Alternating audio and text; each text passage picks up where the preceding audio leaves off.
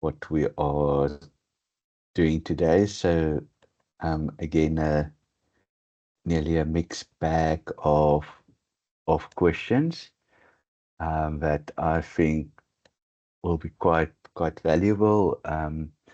We're going to do some simplification, ratios, but also what I thought would be good is in some of the assignments of last year or last semester, there was talk about um, Pythagoras, and it wasn't really also in the literature, but it was asked in the exam as well. So um, let's get cracking and let's try to solve um, the questions. Okay, so um, the first one is about simplification of expressions. So what I thought it's important and why I included this one is to see the difference in how we do it. So the top one is A7 times A2 times 3 to the power of 2. The bottom one is A to the power of 4 and then in brackets to the power of 3. So when we have the top one and we say A7 times A2, how we do that is then to say A7 plus 2 because of the multiplication between the two terms. When we're at the bottom and we have A4 and then in brackets to the power of 3, that is done a bit differently. So it's not 4 plus 3, but it's 4 times 3. So wanted to show this question because that is the important difference between if we have a multiplication like that and if we have the brackets component. So at the top we will have a to the power of 9 times 3 to the power of 2, so it's actually 9. So we can already nearly look at options and say, okay, there's a 9, no, no, no. So automatically I would have nearly cancelled all of them, but let's just make 100% sure that we don't miss anything. So 4 times 3 is 12. So what we're sitting here with at the top, we're sitting with 9. And a to the power of 9, if I subtract it at the bottom, we've got a to the power of 3, which is then option 4.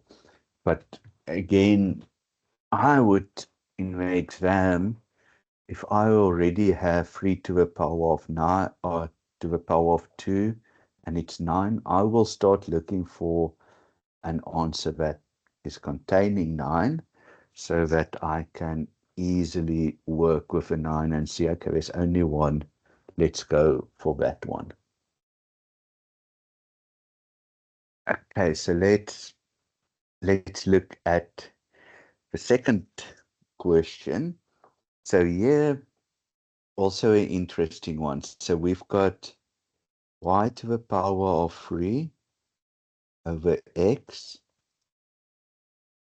and then we have the root of that. And then again, y over x and the root of it. Okay, so we can do this in two different ways. So we can say, okay, because it's the root, and how I also normally look at it, there's a divide by 2 kind of, so we can say, well, that's y 3 over 2 over x 1 over 2, and that is multiplied by the same, we can say y 1 over 2 over x 1 over 2. And then, as we did with this multiplication, we can say, okay, x a half times x a half is actually x at the bottom a half plus a half, and at the top we've got y 3 over 2 plus 1 over 2. So at the top, where's my cursor, sorry. At the top we actually have 3 over 2 plus 1 over 2 is 4 over 2, and 4 over 2 is y to the power of 2, and then a half plus a half is 1.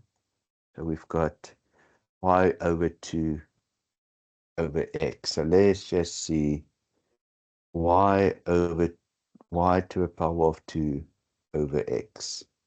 Okay, so that's the one way we could have worked with it. The other one is that because you could have that whole thing to a power of a half, and then we can nearly do the same. So we could have said, and I'm just going to quickly show, so we could have gone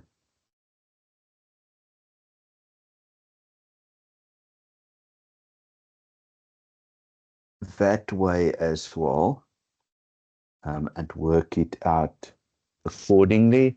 So you can again decide which method is easier for you. I like this one where you nearly say the 3 divided by 2, the 1 divided by 2, because if it is any other root, it's easier to remember, but you can also do it instead of a root, say it's to the power of a half, and work with that as well. Okay, so a bit of simplification, then more simplification, but again in a way that we first need to think if we can structure it better. So first, how I would change all of these is I would say the minus. So I would rather say let's just do it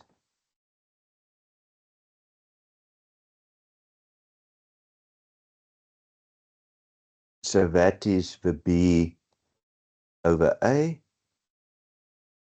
and then we can say, well, that seems like c over b, and that seems like a over c.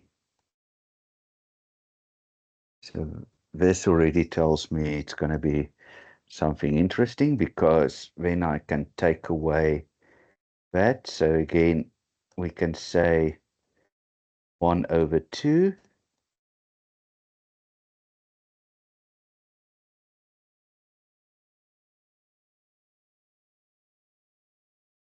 and we do exactly the same nearly for all of these, because that is what we are allowed to do. And now it becomes easier, because now b times a half cancels out, so it's 1. 8 times a half goes into 8 times a half, 1, and the same with the c's. So actually, we end up with 1 at the top over 1 at the bottom, which is equal to 1. So by simplifying it a bit and writing it in a neater form than the -1, just a bit more user-friendly and that we can work with the fractions.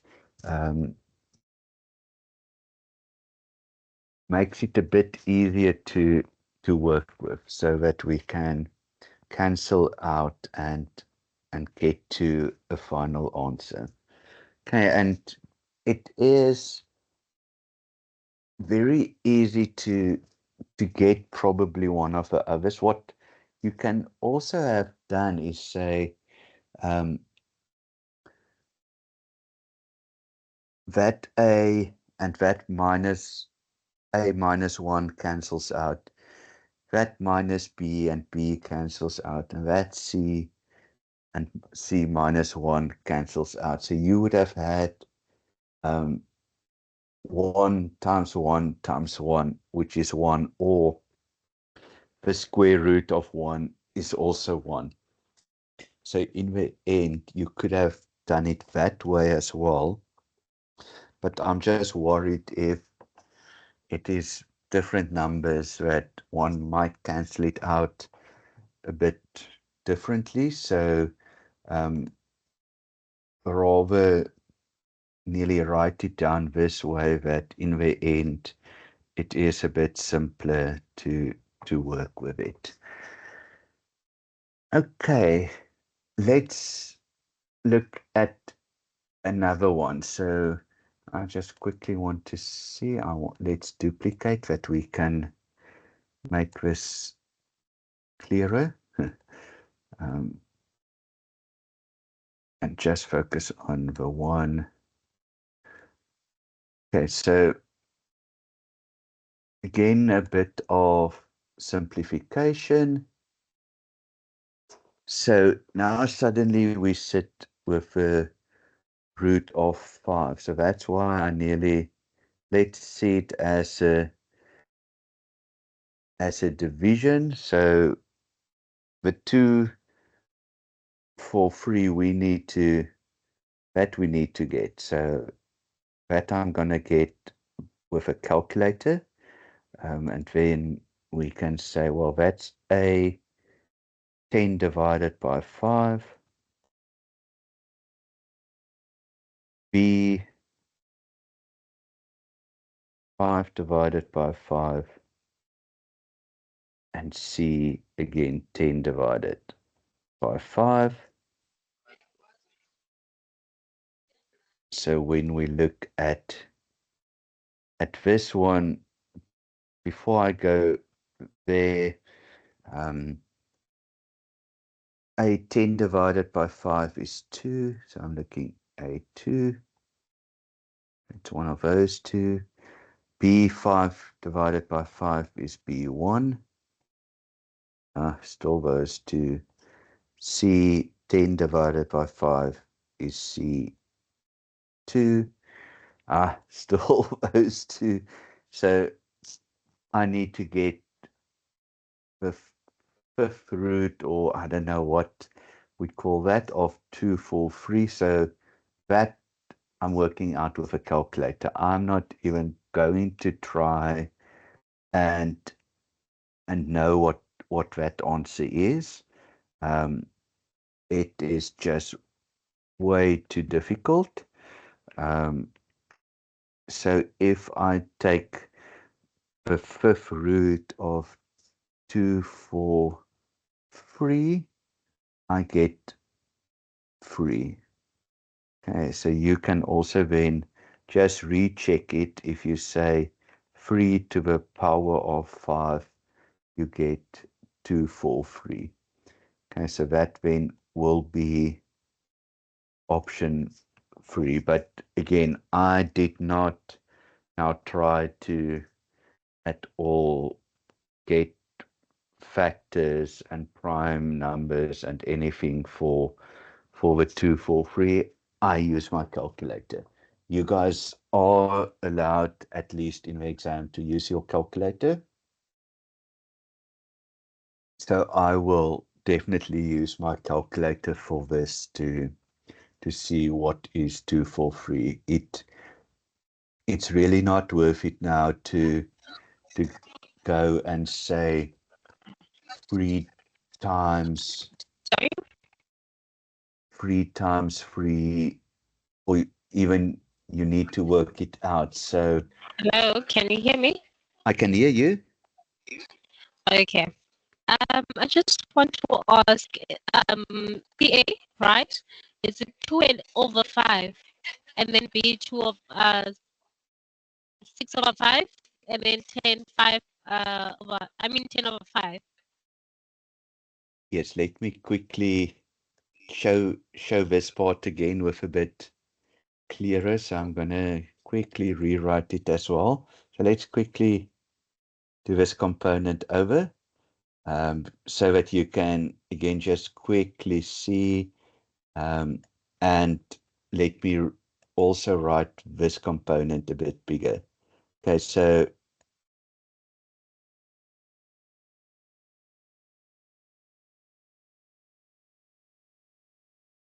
that's a 2 for 3 that we're not doing first this time. So we've got the 10, we've got the B5, and we've got the C10. Okay, so when I get something like this, I like to say, look at this as a division. So a to the power of 10, so A10 divided by 5. So then A10 over 5 will become a to the power of 2. The same with B5 divided by 5. So 5 divided by 5 is B1, and B1 is just, we can leave that out. And C, Sorry, June. yes, So are we using the 5 from the square root, like the 5 yes, outside? this Okay, one, so yes. if even if it was 2, we're going to use 2 or 3 or any number, right? Exactly. So So if if no that number, was 2, we would have said 10 divided by 2. and then if there's no number, If there's no number, the default is a 2. So if it is like this, you need to see it as a 2. So the default is always 2. So if it's no number, it's 2. Else they will tell you it's a 3, 4, 5, or 6. Um, oh, default is always, if there's nothing, it is a 2. thank you. Cool. So that is, yeah, so default is always nearly seeing it as a 2. So the things that you guys nearly, if you see this, it is the same as the 2. If you see something like just B, it's actually the same to see it as B1. And I think that is also sometimes important, nearly just because now we set B5 divided by 5, so it's actually B1, but we will never show it as B1. We will show it as B, and there's nothing written with it. But it's not B to the power of 0, because that again is equal to 1. So anything to the power of 0 is equal to 1. Even 10 to the power of 0 is equal to 1. So yeah, so just a few of those things that we don't really always cover in any of the material, but that will help if you know these small things. Cool. So let's go to then the second question of this one. Now we start going into a bit of ratios. So the first 2 or 3 questions was simplify and those. So you could see the next 3 is a bit on ratios. So here they say Julia spent 3/4 of an hour jogging and 1/5 of an hour cycling. What decimal represents the amount of time in hours she spent jogging and cycling? So they basically want to know how much time does she spend on these 2 activities. So the first one is 3/4 of an hour, and the second one is 1/5 of an hour. Okay, so let's first work that out. So if I look at these 2, the easiest one will probably be to say, let's work it out of 20.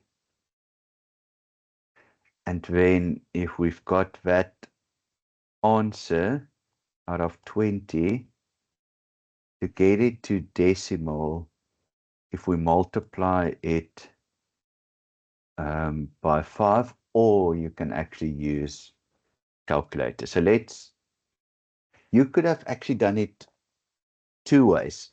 So you could say on your calculator 3 divided by 4, and that would have been 0.75.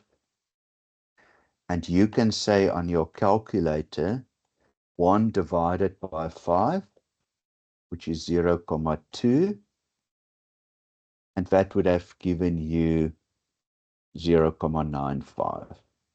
And so that's the one way we can do it.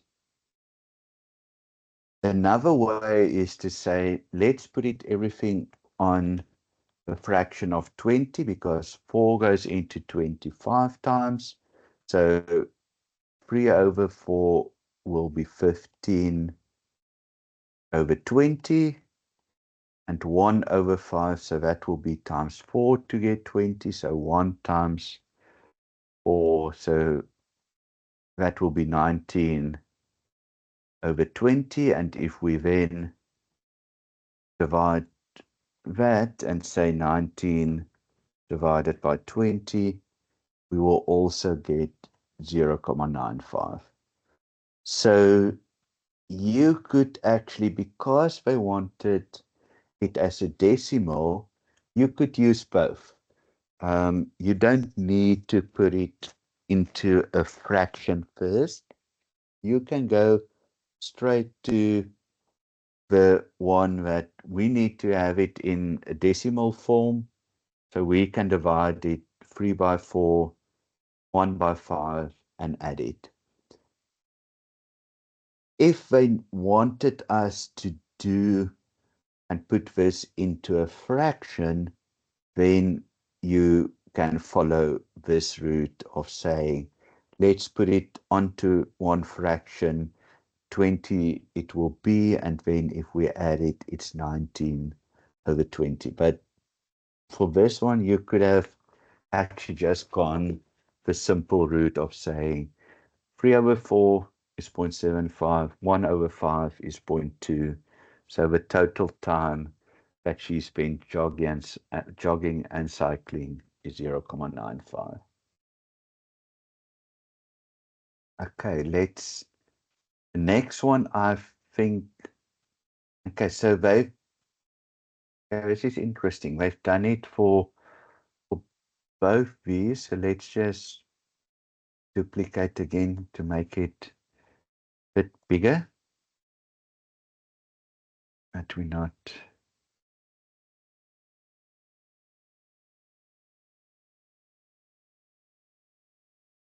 Okay, so Jack spent 3/4 of an hour biking and 5/6 of an hour jogging every day.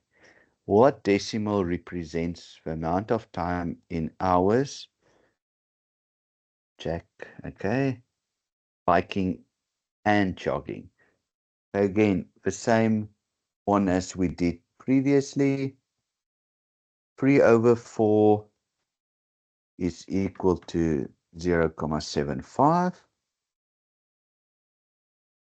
5/6, okay, that I'm gonna work out. It's probably 0.83, but let's 5 divided by 6 is 0.83.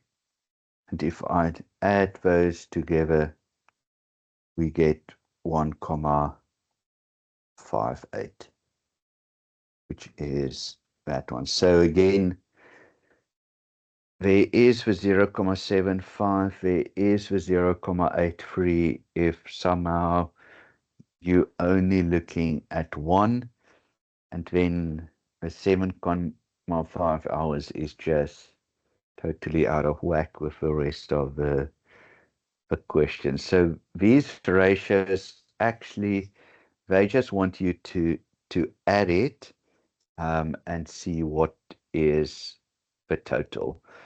So again, let's look at this last one. If it is exactly the same type of question,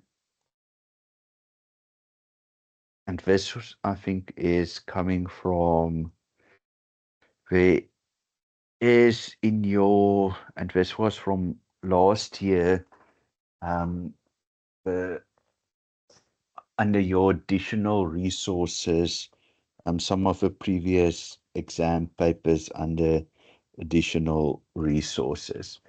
Okay, so let's look at this question.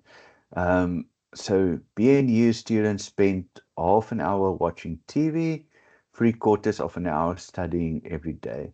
What decimal represents the amount of time in hours the students spent, again, watching TV and studying? So 1/2 is equal to 0.5. So there we have that one. 3/4 is equal to 0.75, which is that one. And then if we add the two, we get 1.25 hours, which is option 4. Okay, so again, a bit of adding. So this is a bit different from the other questions where they sometimes say somebody spent half an hour, the other is 3/4, put it in a ratio. So this one was question 14 of these questions was all about nearly splitting it up and then to get to a decimal. But again, also important with all three, they might ask you to put it into a fraction. So like we did with this one, to put it in a fraction, they might ask you to do the same with the other two. So just be prepared to be able to add the two fractions as well. Okay, then the other thing that is included is nearly around that questions and increases. So again, let's duplicate this one so that we can just crop and make it bigger and just focus on the one question.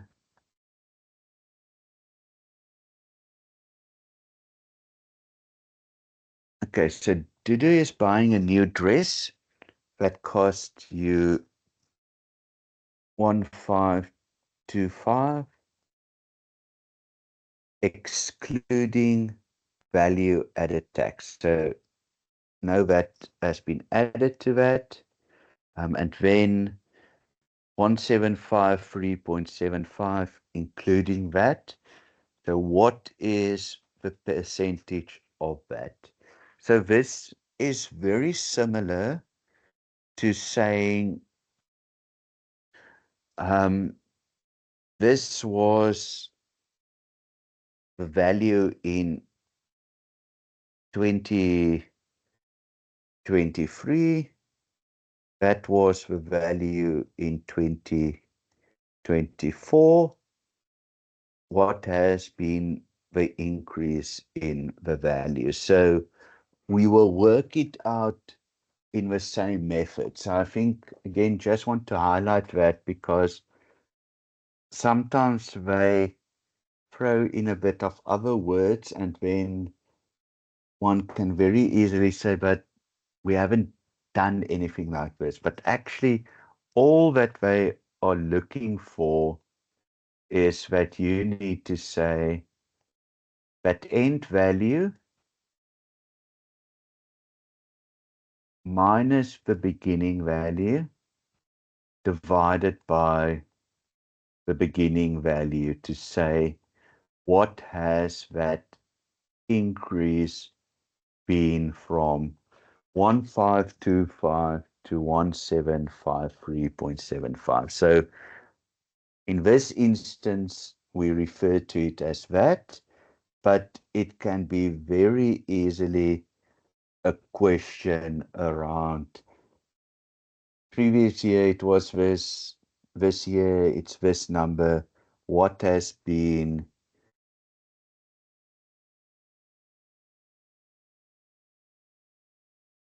so yeah, so just if you get something like this, it's very similar to the previous work we did to say what has the increase been. Okay, so let's quickly go to how to do this. So again, calculator, you are allowed to use calculator, so I'm not even going to try and work this out. So 1753.75 minus 1525,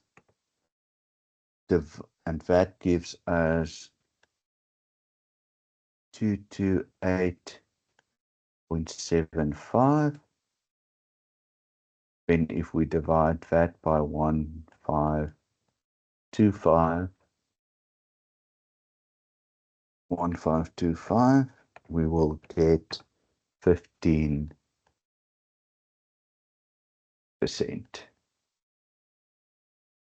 which is option 1.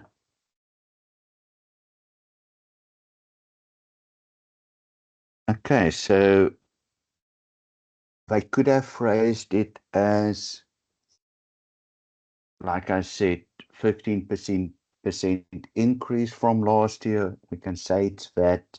So there's a few ways that we can look at this one. So next question is again similar question around the VAT.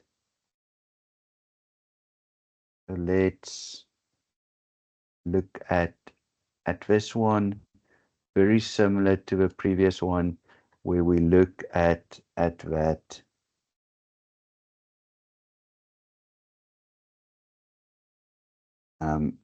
We look at want to buy an iPhone that cost 3590.99.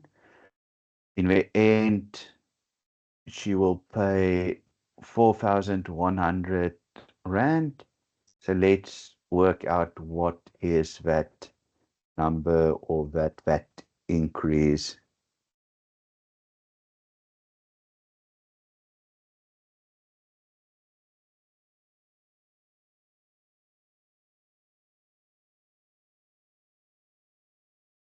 So let me quickly write that down. 4100 minus 3590.99. So again, you guys can see we write it very similar to see the change in 2 years as in the previous one.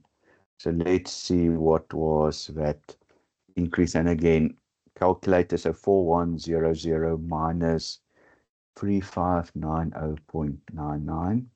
Sure, very specifically 0.99. So that is 509.01. And you can also see these answers are quite close to one another. So that divided by 3590.99, 3590.99. So then I get my answer as 14.17%. And then I need to round that off to the nearest one with only one decimal. So that will be 14.2%, which is option 3, but very close, all of them. But again, very similar to the previous question, is that if we need to work out with that, very similar to questions we did in the previous sessions, nearly in the change in 2 years or 3 years or 5 years, it's the end value minus the begin value divided by the begin value. So you can nearly see it as the end minus the begin divided by the begin. So that will give you a VAT number. It will give you an increase, all those kind of things. Okay. Then the next one, it was in last year's assignments quite a lot, where they introduced Pythagoras and it wasn't really covered in the study guide, and I think it was also then in the exam as well. So let's first see what they say, and then let's see how we can work it out. So they say, refer to the sketch above. The area of a right triangle. So this area of a triangle is 54 square centimeters. If its height is 12 centimeter long, its perimeter. Okay, so this is quite interesting. So they want us to work out the perimeter. So here is a lot of work that needs to go into this one. So firstly, what we will need to work out is what is this base. Okay, so for the area of a triangle, we know that the area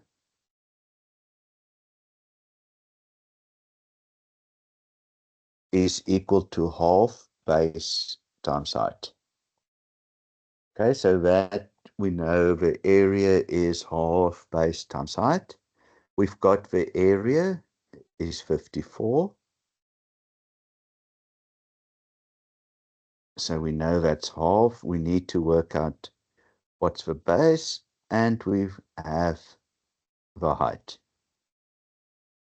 So we can work out what's the base by saying 54 divided by a half times 12. Half times 12 is 6, so 54 divided by 6 is equal to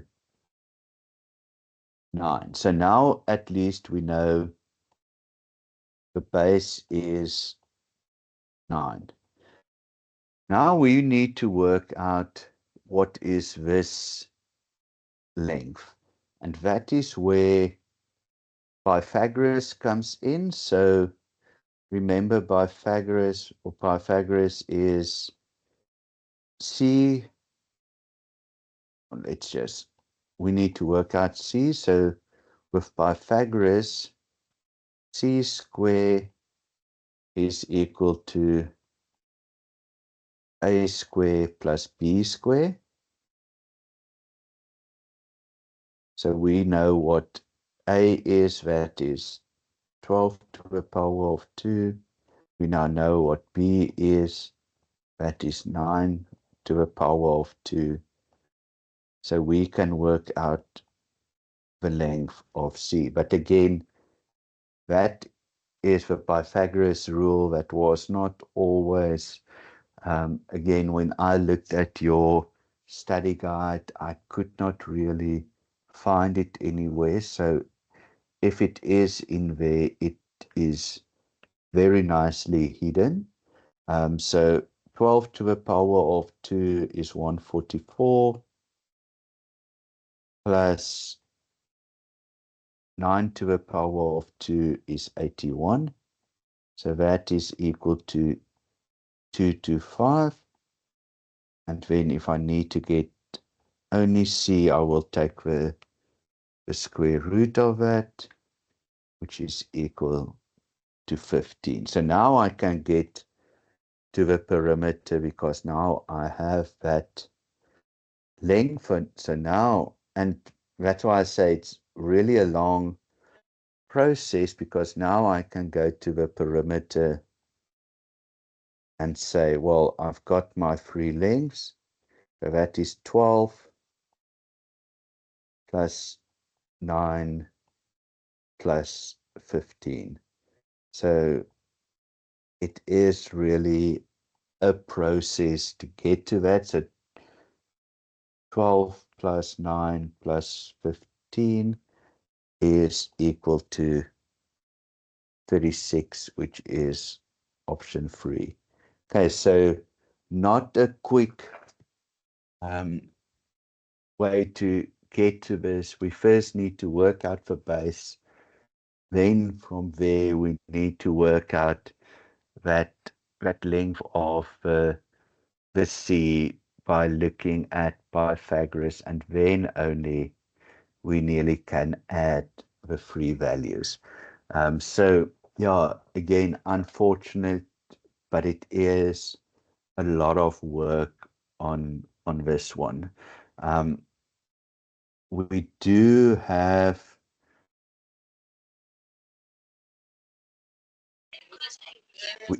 Hi. yes, yeah, Um, so on your left-hand side, which is the under area, you said 4 yes, over 12, right?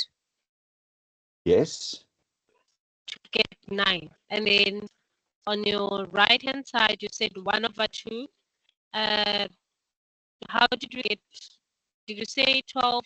How did you get this B Okay, without any number? so on this side, to work out Pythagoras, we set, because that is A, that's B, and that's C, so it's A to the power of 2. So 12 to the power of 2, that's 144, plus B to the power of 2, 81. So that total for c to the power of 2 is 225. So we could have at this point said from c to the power of 2 to c, we need to square root, and then we need to square root on this side as well to get c. So by taking the square root of 225, I get the 15. Okay, does that make sense? We've got another one that we are going to go through, but that's nearly how we get to it. So I will explain again the same process in the next one, because it is important, this piece on the right hand side, this component of Pythagoras, that is important in our calculation. Okay, so the next question, I assume it is exactly the same. So again, and even the 12 is the same, but the area is different. So let's again look at the area, and we're gonna first work out the base again. So let's do it. So the area again of a triangle is equal to half base times height.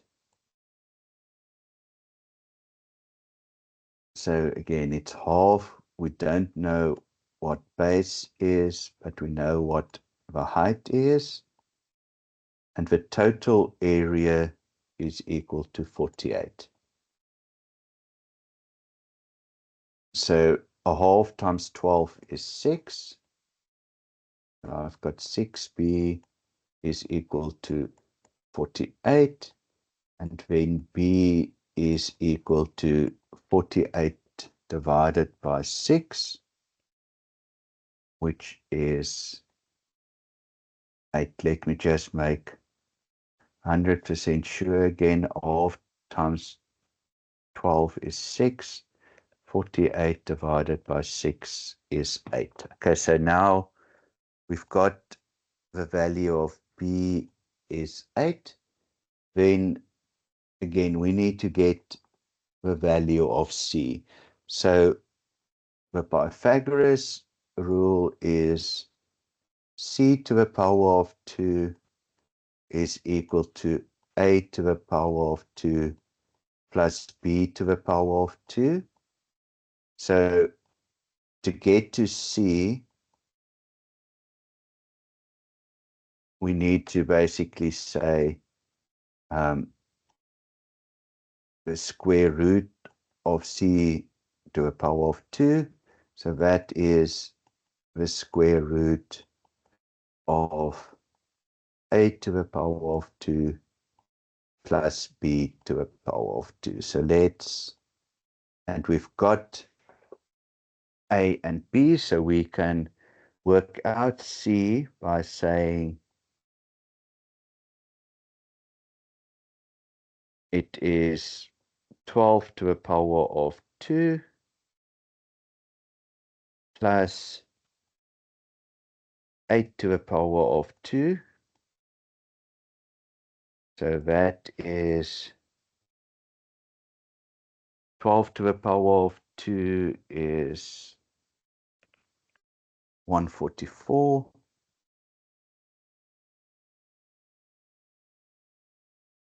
plus 8 to the power of 2 is 64. Okay, so this one is not going to be a nice one, but let's just see in any case. So that is 144 plus 64 is the square root of 208, and that is equal to 14.4. Okay, so then we have this as 14.4. 0.4. So if we then need to get the perimeter is A plus B plus C, which is 12 plus 8 plus 14.4 this time. So that is 14.4 plus 8 plus 12, which gives us, for this one, 54.4, which is option 4. Okay, so I hope that makes a bit more sense. Again, the important thing that I've picked up last semester, so I don't know if it was the same in this semester, if they have given you in the assignments some of the Pythagoras questions. So I am just worried that they do it again, and we don't have not covered it, and they ask it in the exam. So can we be given like the A, B, C, all of them, and then we just calculate the parameter? Or always it's like Yes. this, we have to calculate everything? Yeah. So with a perimeter, we just need to add the three sides. So normally what they give you is A and B. So if they have given you A and B, you still need to work out C. So you would still have needed to work out C by using Pythagoras. So it might be that they don't ask you, because let's be honest, for you to do this sum and for you to do this sum, it's a bit unfair to have it the same marks and things like that. So I'm nearly seeing that they can ask a question more around giving you something like, this is 10, this is 7. You need to work out what C is, and then you need to say what is the perimeter of the triangle. So in this instance, it would have been, okay, I know those two sides, I need to get C, so let's see what C is. C to the power of 2 is equal to 10 to the power of 2 plus 7 to the power of 2. So to get C, I need to say the square root of that. So it is the square root of 10 to the power of 2 plus 7 to the power of 2. This might again be not nice numbers, but that's fine. So that's 100. 7 to the power of 2 is 49. So I need to get the square root of 149, which is equal to,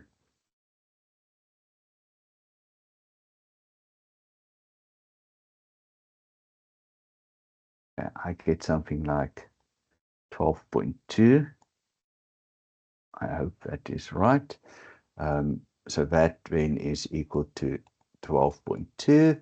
And then if we needed to say what is the perimeter, it is the 10 plus the 7 plus the 12.2 to give us a number which will be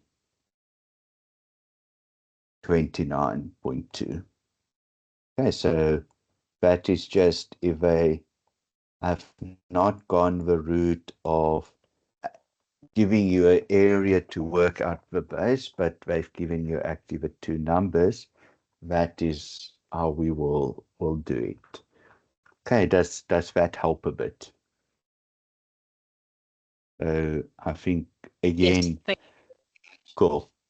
And this one is for me nearly more important for Pythagoras than how they've combined this one, because I'm always afraid they put this in and we haven't nearly covered that. So so that is, I just want to make sure that we've looked at this and they don't catch us out like last time. Okay, so let's go into this, and this again is an interesting question. So find the perimeter of a dark shaded region in this figure. So, and let's just make it a bit bigger, but this is the, and let's use, so this is the dark shaded region.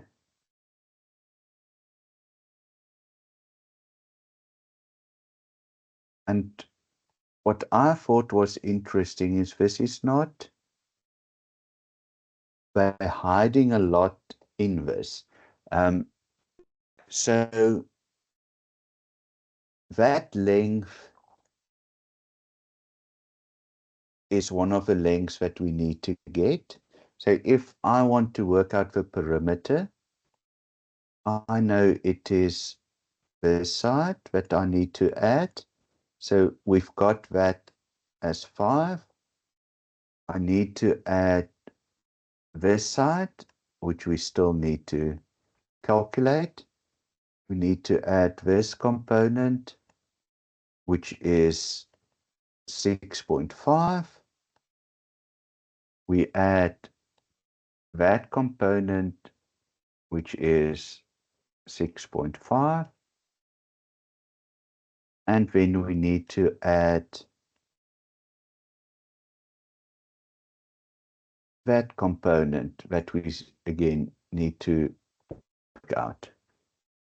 Okay, so that is the two areas or the two lengths that we not 100% sure, but they give us a length here. So they tell us that is 6. So let's use blue for this. So they tell us this component is 6. They tell us that component is 6. So I know up until this point, it is 12. So if this whole area is 19 and this component is 12, this red area will be 7, because 7 plus 12 will give me 19. The same up here, 6, 6. So this again will be 7. So the two perimeters that we were not sure about was 7 plus, again, the 7. So now we can count up all the perimeter components. So it's 5. It's the 5 plus the 7 plus 6.5 plus 6.5 plus 7 again, and that gives me a total of 32. So let's just see, not 37, not 50. There is option 3 of 52. So again, they didn't share with us these components, but they're telling us how long that other pieces are so that we can get to the sevens.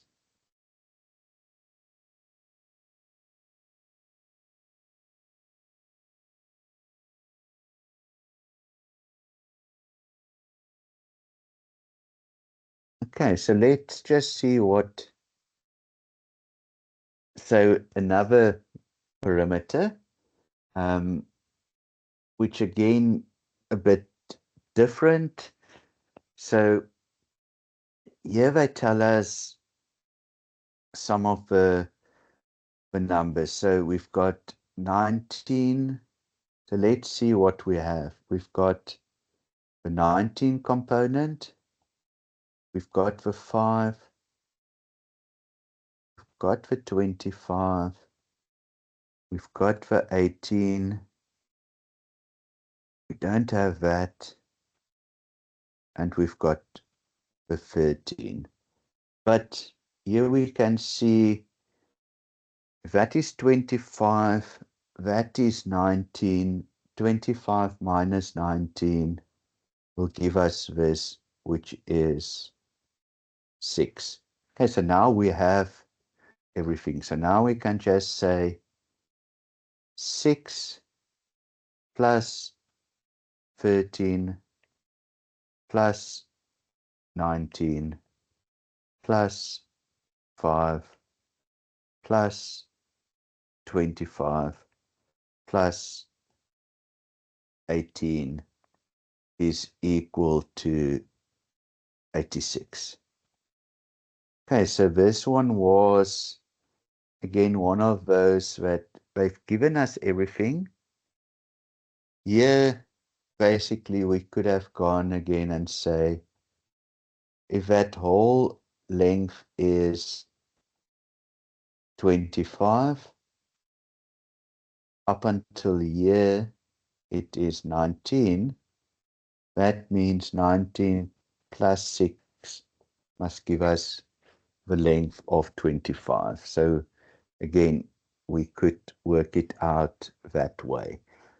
So perimeter, I think we've covered now a lot. I just want to check if there is one more. So Sorry, yes, can you go back to that question? So what if you see on 5 centimeter side, if there was nothing there, they were asking to calculate that. We're going to say 18 minus 13 to get the answer. exactly. Perfect. Yes, Oh, that is what. So exactly the same. I would have gone here. That should be 18. We've got up until there 13. The 13 plus what? 13 plus 5 will give us the 18. Exactly like that. Perfect. okay. Thank Cool. So now look at the next one, which is very interesting because, again, perimeter. So look what we could have done here. So that 4 meters is actually those 4 meters. This 6 meter is actually that 6 meter.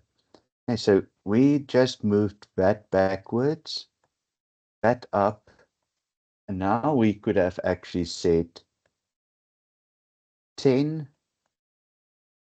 plus 15 plus 10 plus 15 is what we need. So 10 plus 15 plus 10. So that's 25. So our answer would have been 50. But let me also show you if we didn't do that, what we would have done. So then we would have done exactly like we did with the previous one to say, okay, that is 6 meters. If this whole length is 10 meters, 10 minus 6 will give us 4. Okay, so 6 and that will be 4. Then we could have done the same and say, and let me use a different color. This whole length is 15. That component up until there is 4 meters. So this length to get from 4 and 15 will be 11 meters. So now let's just do the sum again of everything that is in blue. So that's 11 plus the 10 plus the 15 plus the 4 plus the 4 plus the 6. And then also you will get 50 meters. So when we do perimeter, it actually doesn't matter if we do the fencing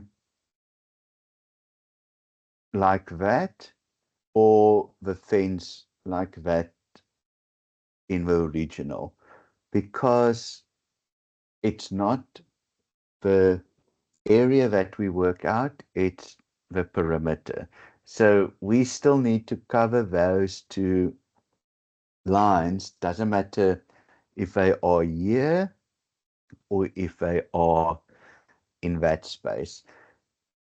Totally different if it was that we need to work out the area, and the next few questions will focus on the area. So that's why I didn't now want to bring in area here, because I am sure I have area in this one. Yes. Okay, so perimeter, always just adding the side. So now we go into area. So now quite interesting, this one. So let's look at, they ask us, find the area of the shaded region in the following square. Okay, so now they want us to work out this the yellow component. So the easiest way to do that is to say, let's work out the whole square. So the whole square, and if we subtract the triangle,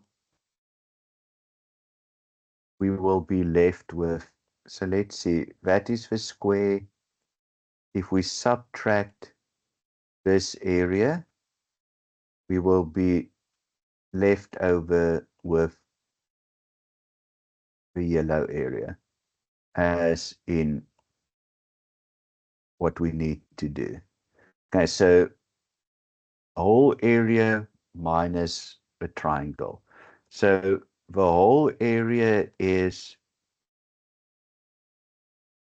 length times breadth, which is 5 for that, times that long area, which is 8. So 5 times 8. So the total area 5 times 8 is 40. And so that's the whole area is 40.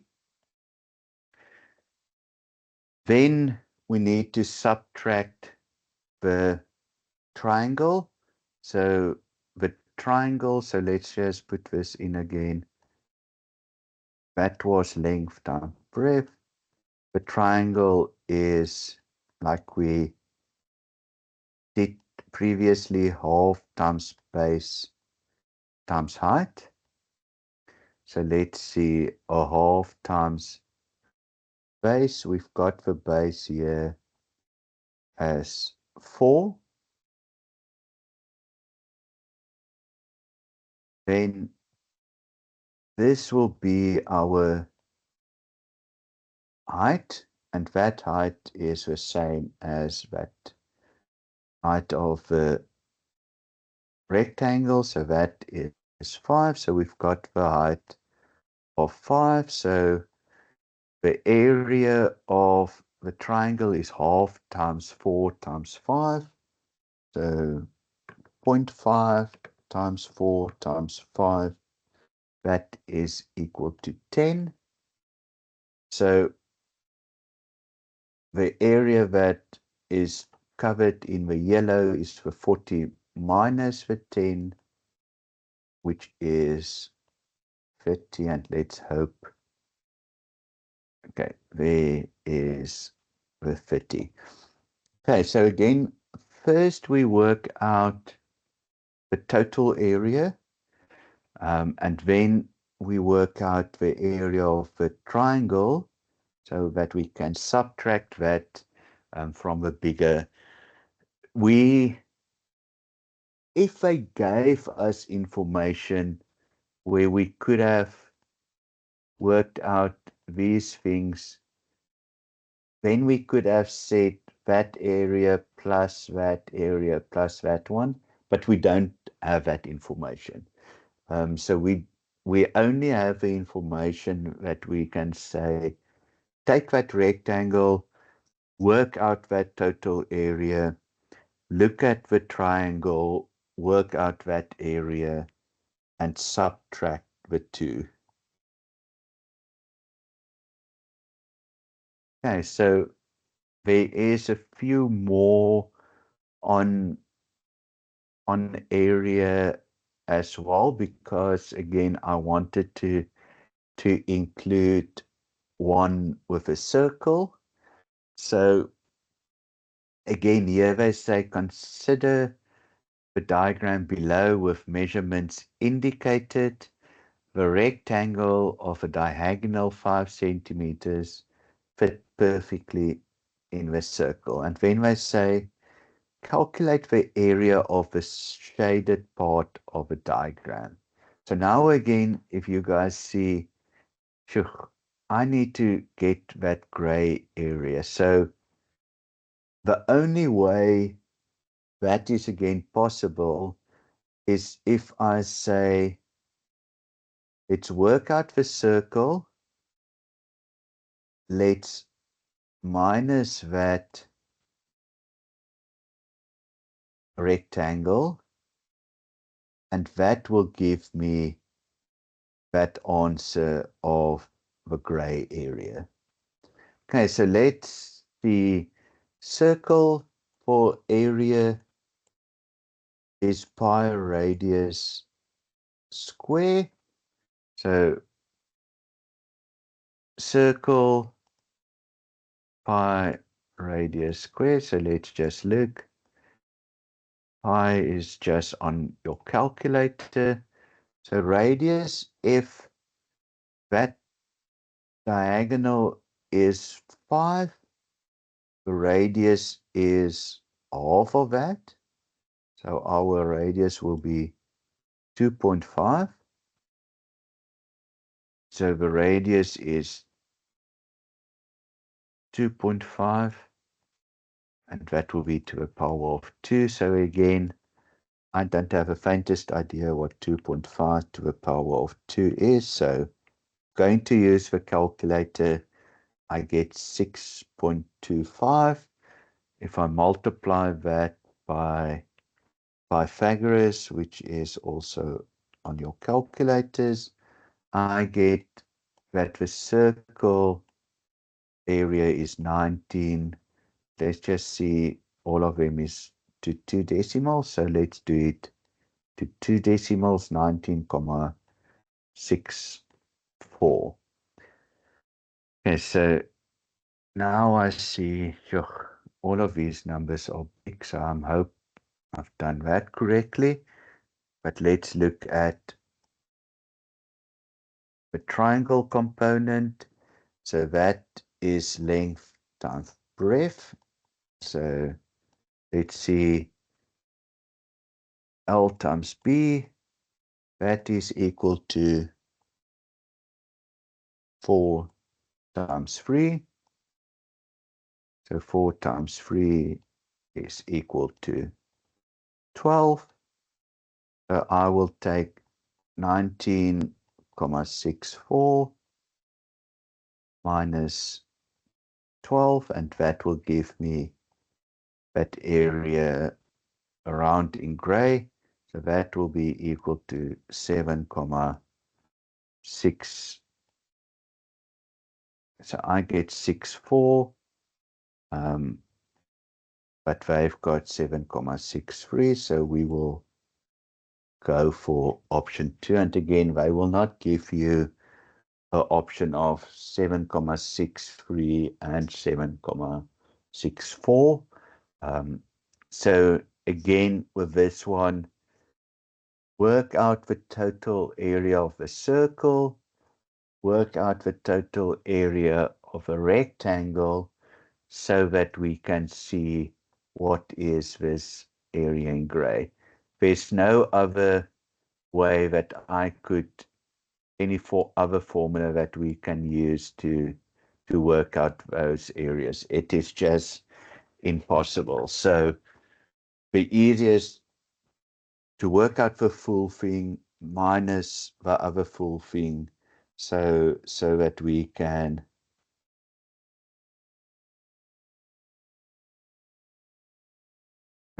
okay.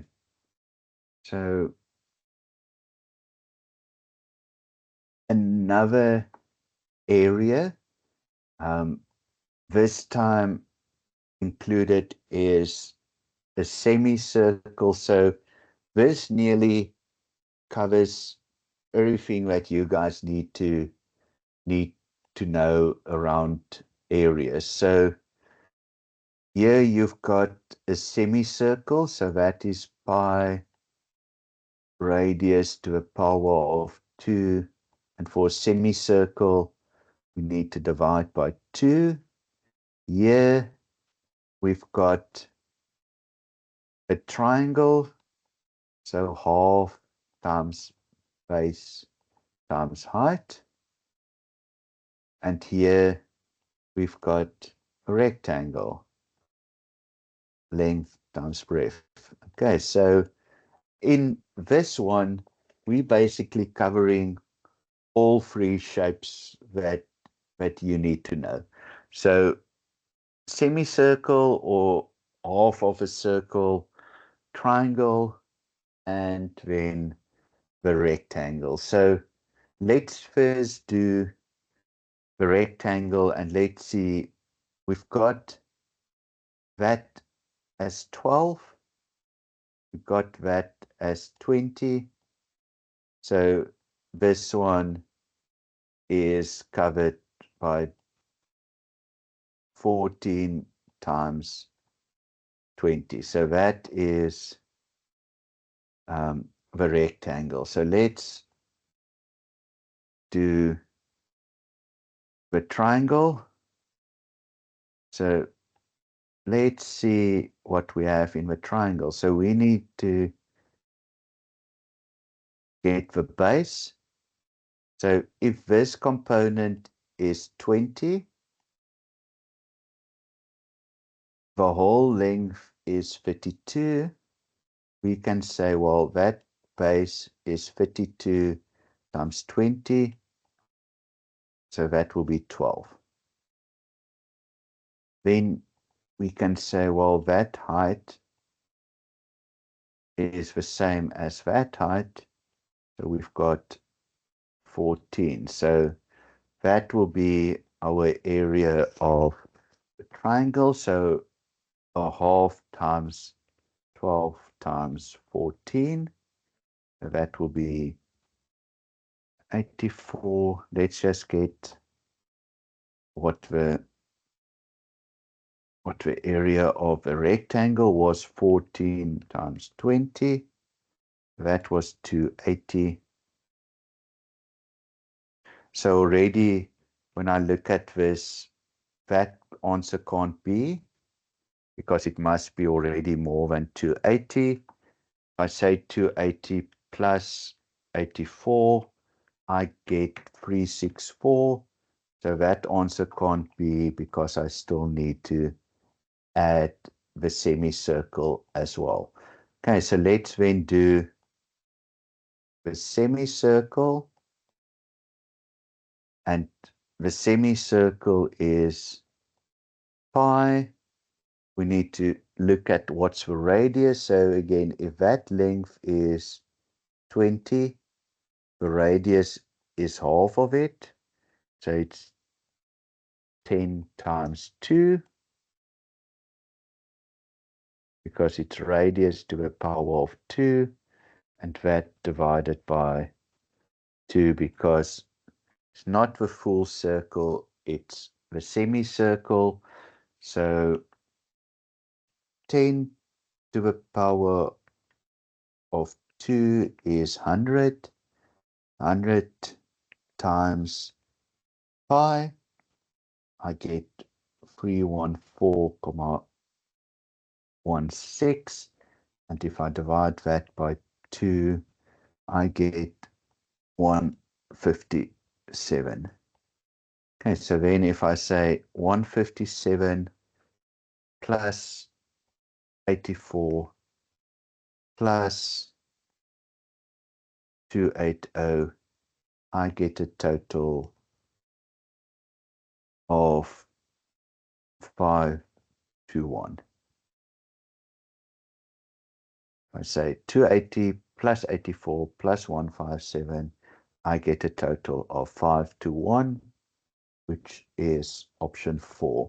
Okay, so this question really covers all the things that you needed to do with area. It covers your circle, and then to the extent of a semicircle, so that's covered. It covers the rectangle, and then it also covers, the last one is the triangle. So basically this question has covered all three of them, your semicircle, rectangle, and your triangle. Okay, so that's where we'll stop tonight. Tomorrow again we're gonna just finish off with a few random things of everything in your study guide, that we just make sure that tomorrow night is our last session for this, so that we just make 100% sure that we just touch on all the final things.